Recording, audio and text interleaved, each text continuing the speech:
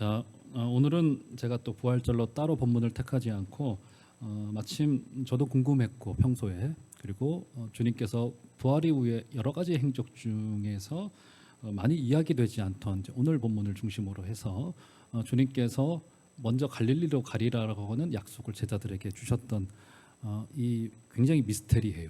굉장히 미스테리한 이 본문의 앞뒤 내용들을 좀 우리가 살펴보면서 여기에 과연 어떤 의미가 있는지를 좀 바로 좀 보도록 하겠습니다.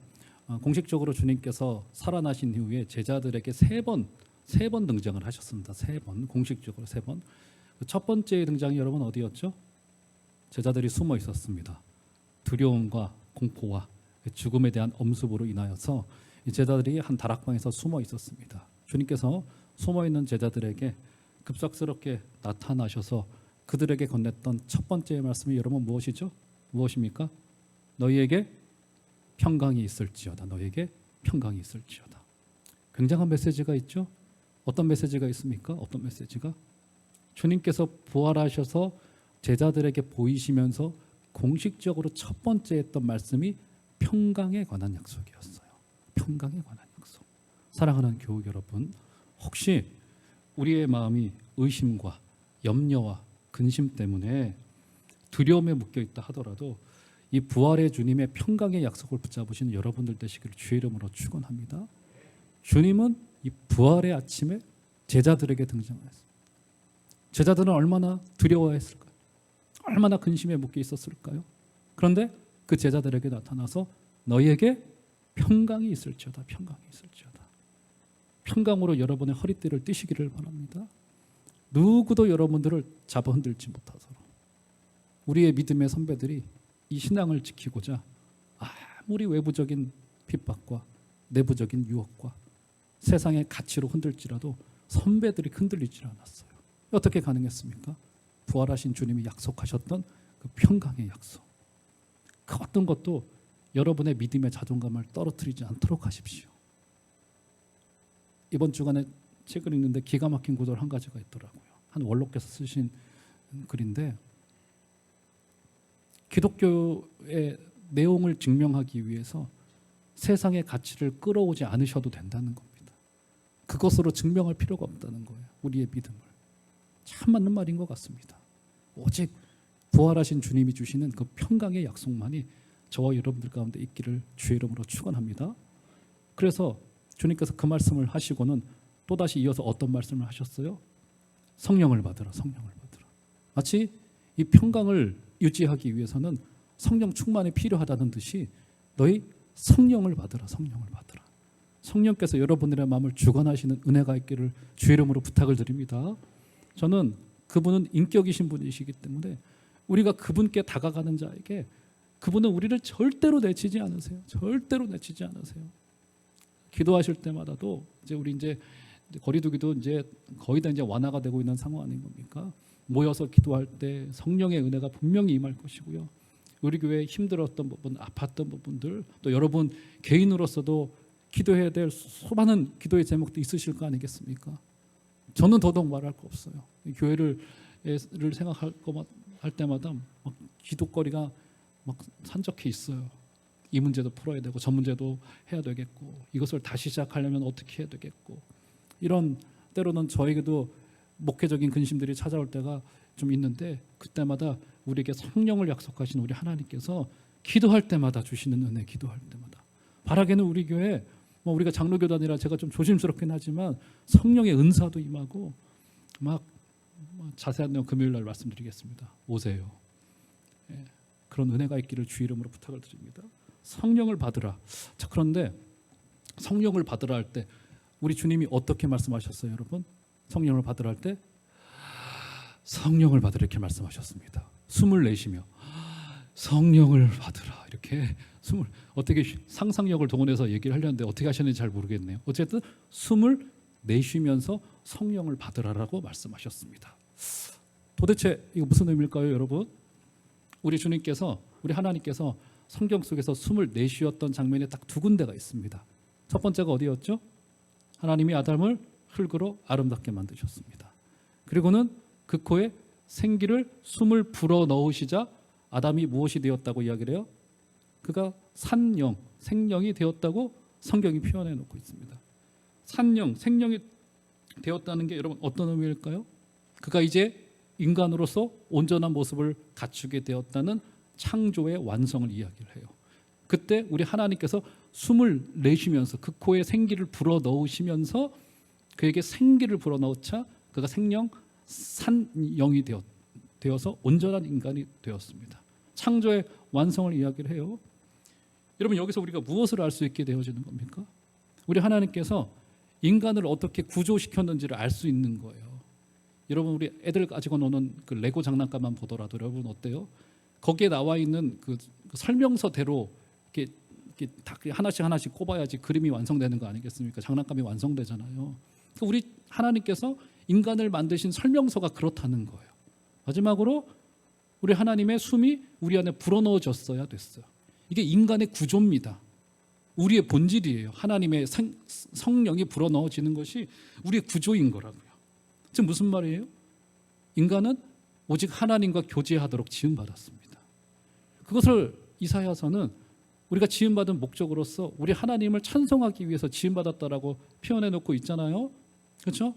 그러니까 우리가 하나님과 교제하는 것 너무도 당연하고, 그러면 목사님 그렇게 하나님과 교제가 없이도 잘 살아가는 사람들 너무나도 많던데요? 그럴 수밖에 없죠. 여기 뭐가 끼어들어왔습니까? 죄란 놈이 끼어들어져 와서 하나님과 우리와의 관계를 전부 다 파탄내버리고 말았어요. 전부 다 깨지게 만들고 말았습니다. 그래서 어떤 착각을 불러일으키는 거예요? 하나님과의 교제가 없이도 너무너무 마음이 평안하다라고 하는, 조금 더 직접적으로 이야기를 하자면 죄인은 어떻게 해서든지 하나님에게서 멀어지고 싶어요. 어떻게 해서든지 하나님하고 더 멀리 있고 싶어 합니다. 이게 죄인의 특성이에요. 이게 죄의 특성입니다. 죄인의 특성이라기보다는 죄의 특성이에요. 어떻게 해서든지 멀어지게 만들고 괜찮다고 생각하게 만듭니다. 당연한 거라고 생각을 해요. 그렇죠? 자, 이것을 위하여서 어떤 약속이 주어집니까?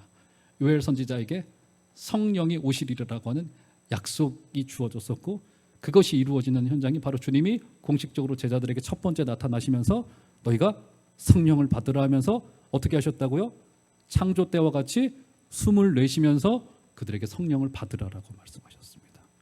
하나님과 우리 사이에 깨어진 관계를 재창조하고 회복시키시는 하나님의 역사이신 거라고요. 이 부활의 아침에 성령의 놀라우신 우리를 재창조하시는 은혜가 있기를 주의 이름으로 축원합니다. 이번 주간에도 하나님과의 교제로 나아가셔야 되겠습니다. 말씀을 열어주셔야 되겠습니다. 여러분 기도의 무릎을 꼭 꿇어주셔야 되겠습니다. 이것은요 제가 부탁하는 것이기도 하지만 우리가 그렇게 만들어졌어요. 이것이 없는 것이 이상한 겁니다. 우리 예배를 다시 회복시키는 것이 그래서 중요한 거예요. 이게 사람의 구조가 이렇게 만들어진 거예요. 그 코에 생기를 불어넣으셨다는 겁니다. 이게 이제 공식적으로 주님께서 나타나셔서 보이셨던 첫 번째 재창조를 하셨습니다. 자, 그 다음에 두 번째로 나타나시는 현장이 요한복음 20장에 또 등장하죠. 공식적으로 제자들에게 두 번째 누구에게 나타나셨습니까? 첫 번째 그 현장에 마침 없었던 누구요? 도마에게. 도마라고 하는 이름에는 어떤 꼬리표가 늘 붙어 있습니까? 아쉽게도 의심 많은 제자 도마라고 하는 이름에 그 꼬리표가 늘 붙어 있는 게 이 도마에게는 주어온 글씨와도 같아요. 우리 교회에서는 그렇게 안 불렀으면 좋겠습니다. 도마가 나중에 여러분 어떻게 됩니까? 나중에 구전에 의하면 그가 인도로까지 전도 여행을 가서 거기에 교회를 세우고 거기서 순교했다고 알려지는 아주 위대한 사도가 도마라고 하는 인물이고, 지금도 인도에 가면 그 도마 교회가 실제로 좀 있어요. 아마도 맞는 것 같아요. 그렇기 때문에 도마는 의심 많은 제자였습니다. 자, 그런데 저는 그 의심이 나쁘다고만 생각하지는 않습니다.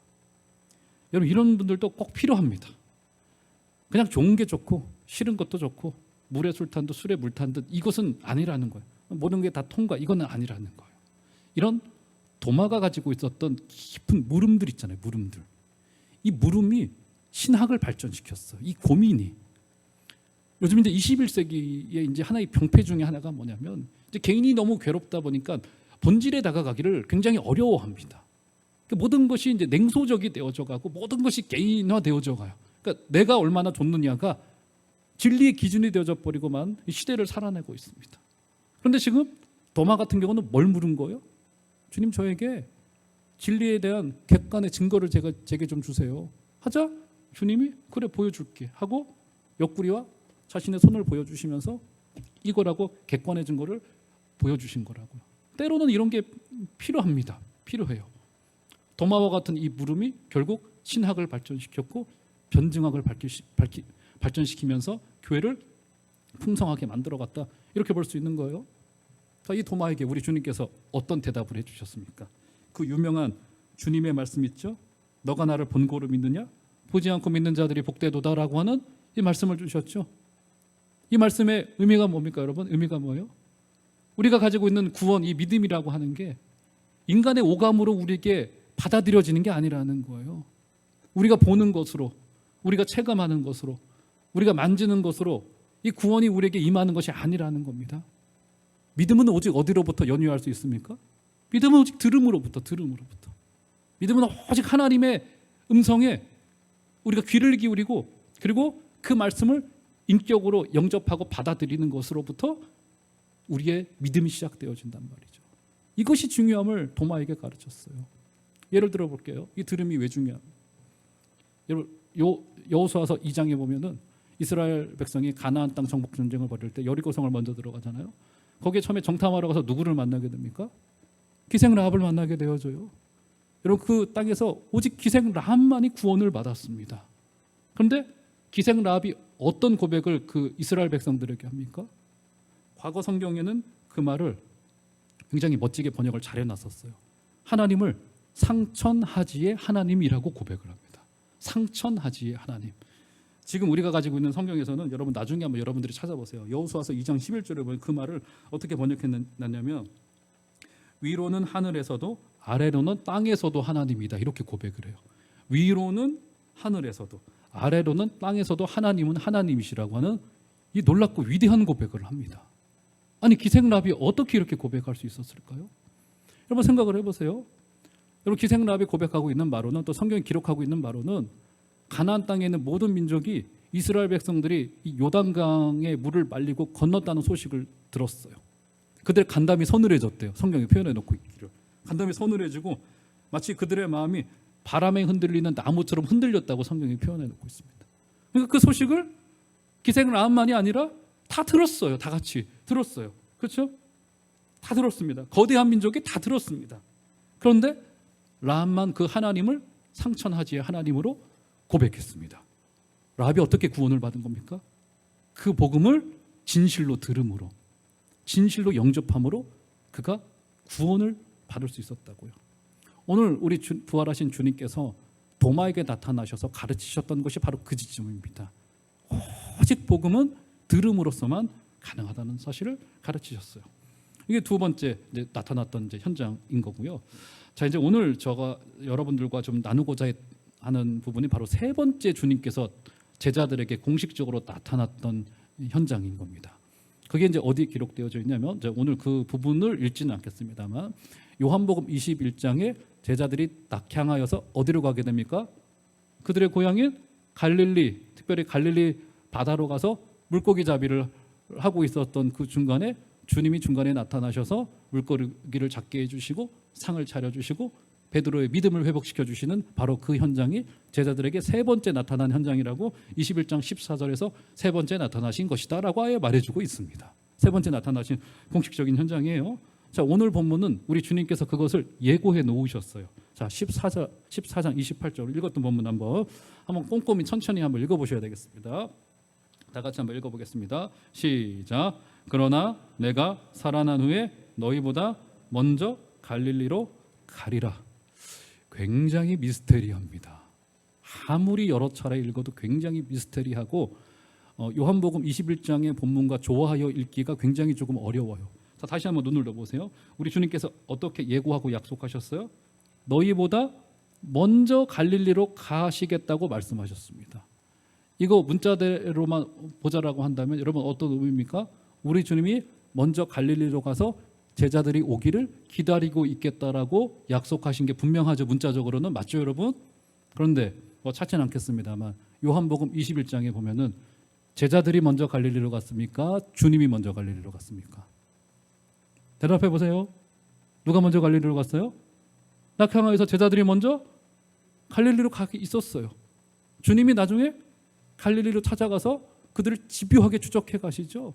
그래서 어쨌든 베드로를 회복시키십니다. 이제 오늘은 그 부분을 보려고 하는 것은 아니고 도대체 주님께서 먼저 갈릴리로 가리라라고 하는 이 약속이 틀린 것처럼 보여요. 주님이 약속은 해놓으시고 바쁘셔가지고 약속을 못 지키신 것일까? 아니면 성경 기록자가 잘못 기록한 것일까? 둘 다는 분명 아닐 거예요. 그러면 도대체 오늘 이 미스테리한 본문이 내가 너희보다 먼저 갈릴리로 가라라고 하는 이 말을 우리가 어떻게 이해해야만 되는 것일까? 본문 간에 충돌이 일어나고 있는 것 같아요. 갈등이 일어나고 있는 것 같습니다. 분명히 주님께서는 시공간적으로는 물리적으로는 제자들보다 먼저 갈릴리로 가신 것이 아니었어요. 그런데 약속은 지금 분명히 문자적으로는 먼저 갈릴리로 가시겠다고 말씀하셨어요. 자, 이 미스터리를 풀기 위해서는 먼저는 성경 전체 속에서 이 갈릴리라고 하는 곳이 특별히 신약의 개념에서 이 갈릴리라고 하는 곳이 어떤 의미를 좀 품고 있었던 땅이었는지를 좀 알 필요가 있는데요. 성경을 한 군데 좀 제가 올려드릴게요. 마태복음 4장 15절과 16절을 보시면 이런 말이 있습니다. 자, 한번 두 절을 한번 다 같이 읽어보도록 하겠습니다. 시작. 스불론 땅과 납달리 땅과 요단강 저편 해변길과 이방의 갈릴리여, 흑암에 앉은 백성이 큰 빛을 보았고 사망의 땅과 그늘에 앉은 자들에게 빛이 빛이었도다 하였느니라. 네, 그대로 더 보시면 갈릴리를 뭐라고 부릅니까? 무엇이라 불러요? 이방의 갈릴리라고 부릅니다. 이방의 갈릴리. 왜 이방의 갈릴리라고 불렀을까? 근데 16절에 보니까 그 땅을 뭐라고 표현하고 있냐면 그 땅에 사는 사람들을 흑암에 앉은 백성, 사망의 땅이라고 부르고 16절 후반절에 그늘에 앉은 자들이라고 표현합니다. 그들을 지금 묘사하고 있는 그림이 흑암이고 사망이고 그늘이에요. 거기를 이방의 갈릴리라고 아예 규정하여 부르고 있습니다. 그 땅은 늘 저주와 모욕의 땅이었습니다. 이게 그때 당시의 사람들에게는 일반적인 인식이었었어요. 예루살렘에 비하면 저기 북쪽 제일 끄트머리 위쪽에 있는 저 갈릴리 저 지역은 저주와 모욕의 땅, 이런 땅이었었습니다. 역사적으로 어떤 일이 있었습니까? 북이스라엘에 속했던 지역이 바로 갈릴리 지역이었죠. 자, BC 8세기경에 아수르에 의하여서 북이스라엘은 멸망해버리고 맙니다. 그때로부터 행정구역이 어떻게 개편이 되냐면 워낙에 북쪽에 있는 땅이다 보니까 이스라엘에서 거기가 제외가 되기도 합니다.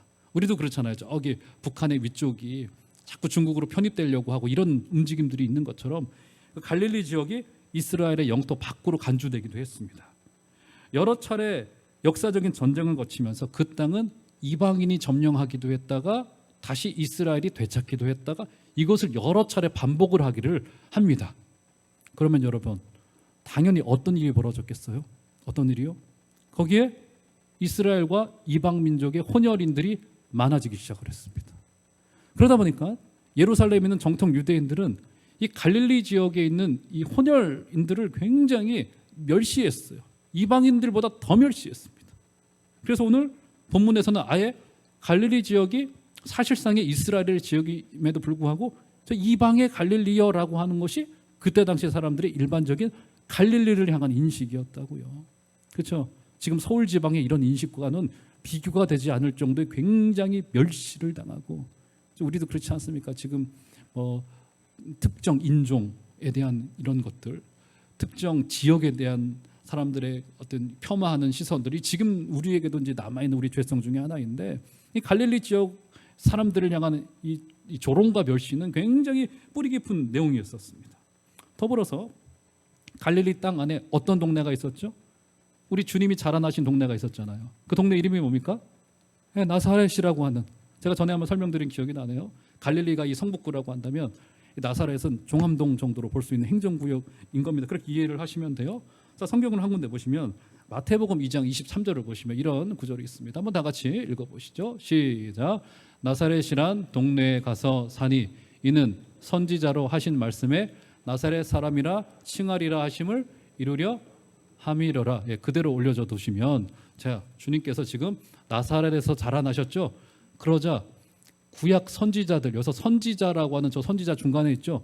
복수형입니다. 그러니까 여러 명의 선지자들이 그 말을 했다는 거예요. 그 말을 했는데 어떤 말을 했다고요? 우리 주님을 나사렛 사람이라 부르자라고 구약 선지자들이 말했다는 거예요.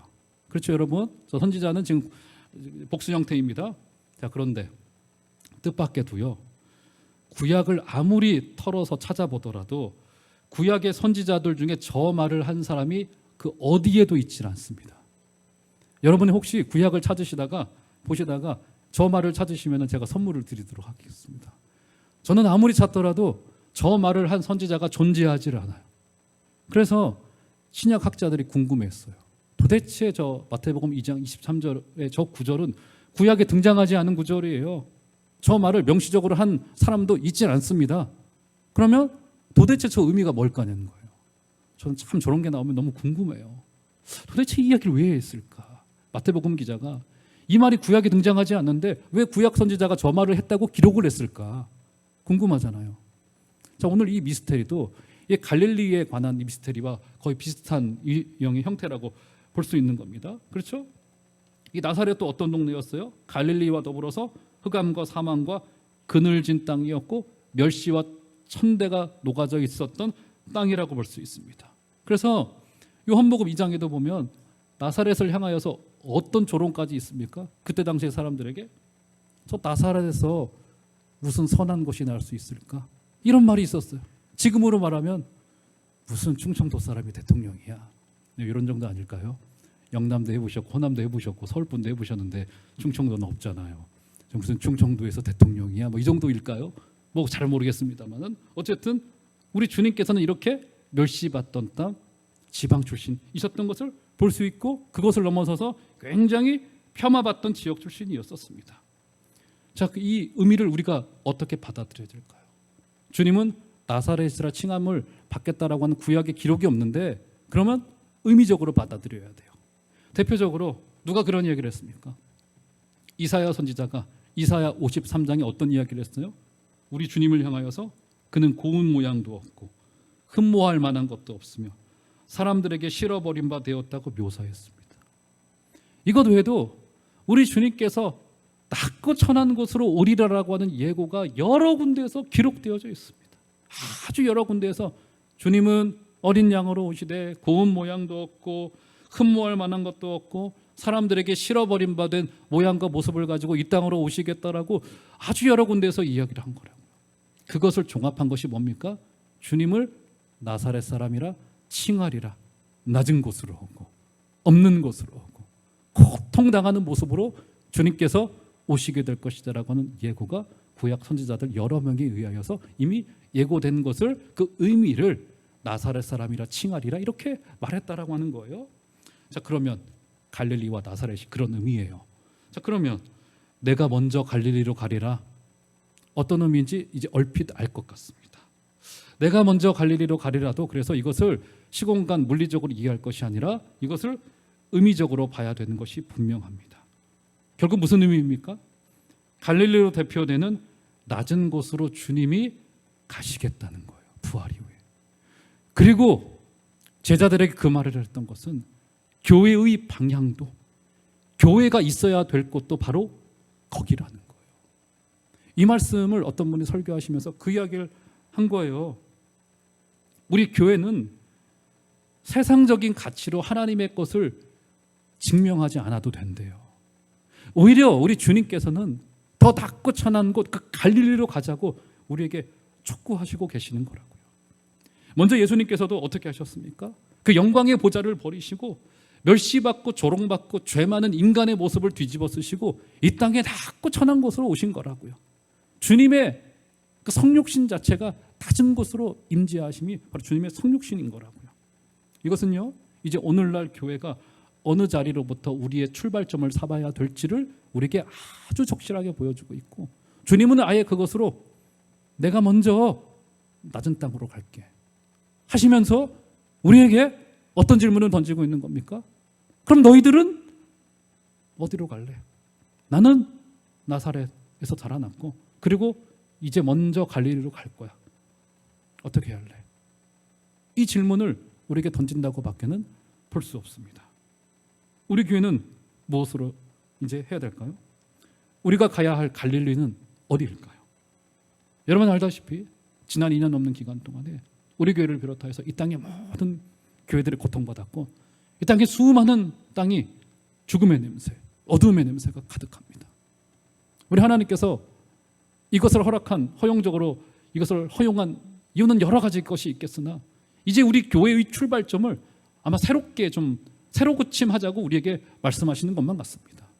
우리는 어디로부터 우리의 출발점을 삼아야 되겠고 우리가 지향해야 될 곳, 가야 될 곳은 어디일까요, 여러분? 죽음으로 고통스러워하는 자들을 향하여서 우리 주님이 먼저 그 발걸음을 떼고 옮기셨습니다.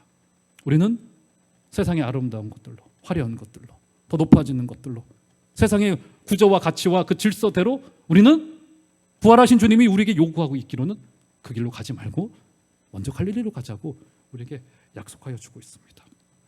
우리로 따라오라고 이야기를 하고 있고요. 그리고 그 구원의 기쁨을 이 땅에서 고통하는 자들에게 소망의 노래를 부르자고 우리에게 촉구하고 계십니다. 제가 이야기해드리고 설교를 마치도록 하겠습니다.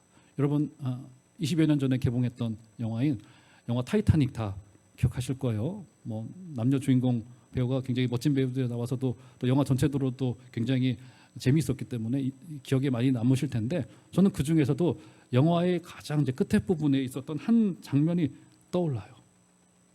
배가 침몰하고 있어요. 그런데 침몰하고 아우성되고 아비규환으로 막 배가 시끄러운 그 와중에 거기 아름다운 노래가 울려 퍼지기 시작을 합니다. 그 노래가 뭐예요? 경쾌한 클래식 음악을 4명의 관현악단이 연주를 합니다. 사람들의 마음을 위로를 하는 거예요. 근데 그것은 영화적인 상상력만은 아닙니다. 실제로 그 배에 타고 있었던 월리스 하틀리 밴드 총 8명으로 구성된 단원들이었는데 그때 당시에 배에는 4명이 탑승하고 있었다고 알려지고 있습니다. 실제로 존재했던 겁니다. 배가 막 침몰하기 시작을 합니다. 사람들이 난리가 났어요. 마음이 불안한 상황입니다. 단원 중에 한 명이 제안을 합니다. 이제 우리도 그만 가야 되지 않을까요? 하자 그 단장이 그 영화상에서의 대사입니다. 단원 여러분, 젠틀맨, 우리가 여기서 연주할 수 있는 것은 진실로 특권입니다. 그렇게 해요. 그래서 단원들이 그 4명이서 바이올린하고 첼로하고 비올라를 막 켜기 시작을 합니다. 경쾌한 클래식 음악을 켜요. 아무리 어렵더라도 기쁨을 잃지 말자는 의도였던 것 같아요. 근데 현실은 냉혹하죠. 점점 더 물이 차올라. 아비규환이 벌어지고 사람들에게 죽음의 공포가 찾아오고 단원들에게도 죽음의 공포가 찾아옵니다. 그래서 이제 단원들도 이제 진짜로 악기를 주섬주섬 챙겨서 이제 구조정을 타려고 이제 가려고 합니다. 근데 단장만은 그 자리를 벗어날 수 없어요. 제1 바이올린 연주자였던 그 하틀리는 계속 연주를 합니다. 그가 연주했던 노래가 뭡니까? 영화상에서 4주를 가까이 하게 함은 십자가 짐 같은 고생이다. 내 일생 소원은 늘 찬송하면서 주께 더 나가기 원합니다. 이 연주를 시작을 하니까 떠나려고 했던 3명의 연주자들도 되돌아와요. 그리고는 연주를 하기 시작을 합니다. 마치 이 세상은 침몰해가는 타이타닉과도 같습니다. 교회가 불러야 될 노래가 바로 저 현장에서 저 소망의 노래라고 생각합니다. 사랑하는 우리 교회 여러분, 이 어두운 땅 속에 우리 종암제일교회가 아름다운 노래로 많은 이들을 위로할 수 있게 되어지시는 아름다운 역사가 있기를 주의 이름으로 축원합니다.